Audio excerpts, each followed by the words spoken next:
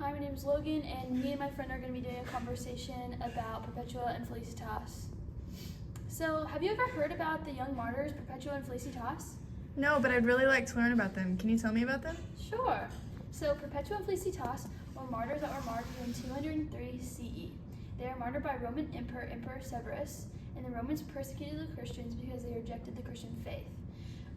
They rejected it because the Christians only worshipped one God and did not worship what they believed in, which were the idols and the emperors. So, Perpetua is a prime spiritual example as a martyr who gave up her life and motherhood to prove her belief in Christianity. Perpetua was a well-educated, higher-ranked woman who was a catechumen, which means she wasn't a full Christian when she was arrested. Perpetua left home to go to prison and ultimately die, which shows her devotion to the Christian faith. She had to leave behind her baby and was separated from him for several days. After many days, they allowed her to have her baby with her in prison, and she described prison as a palace where she wanted to be rather than anywhere else. That's a really interesting perspective. So what was a temptation Perpetua was faced with? One temptation Perpetua was faced with was when the governor Hilarius asked her to deny her faith in order to stay with her baby. Perpetua said, "I will not," and Hilarius responded with, "Are you a Christian?" And Perpetua said, "Yes, I am." During this event, this shows that Perpetua stayed true to her faith, even though her father was being beaten because of his reaction to her wanting to die for being a Christian. Her father's reaction was so dramatic because he was scared she was going to ruin the family's standing. After this temptation, her baby was taken from her again, but her baby soon didn't have a desire for her breast anymore, so she didn't suffer anymore because of her anxiety from her baby's health. It went away.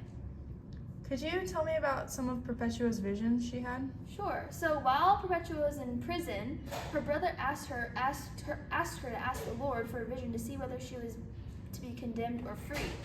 She asked for a vision, and in her vision there was a narrow ladder reaching all the way to heaven, and at the bottom of the ladder was a huge dragon representing the devil. The ladder had all kinds of metal weapons on the sides that would hurt one's skin if they tried to climb up the ladder carelessly and without careful attention.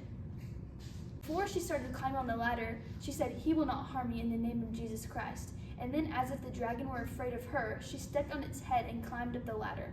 At the end of the vision, she reached the top of the ladder where she saw heaven, and a man came over to her and said, "I'm glad you have come, my child." And then before Perpetua's martyrdom, which was the fight with the beast, she had another vision. She was led into the center of an arena, and she wasn't faced with beasts, but she was faced with an Egyptian. Her clothes were stripped off of her, and they rubbed her down with oil. And then after, she was told they were going to fight, and if she defeated him, that she would receive a branch. She won the fight and received the branch and realized that it was not with the wild animals that she would fight, but with the devil. That's so cool. Could you tell me a little bit about the martyr Felicitas?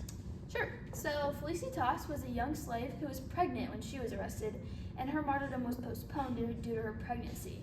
So she had a painful natural birth, and one of the prison guards asked her, "You suffer so much now. What will you do when you were tossed to the beast?" She responded with, "What I am suffering now, I suffer by myself, but then another will be inside of me who will suffer for me, just as I shall be suffering for him."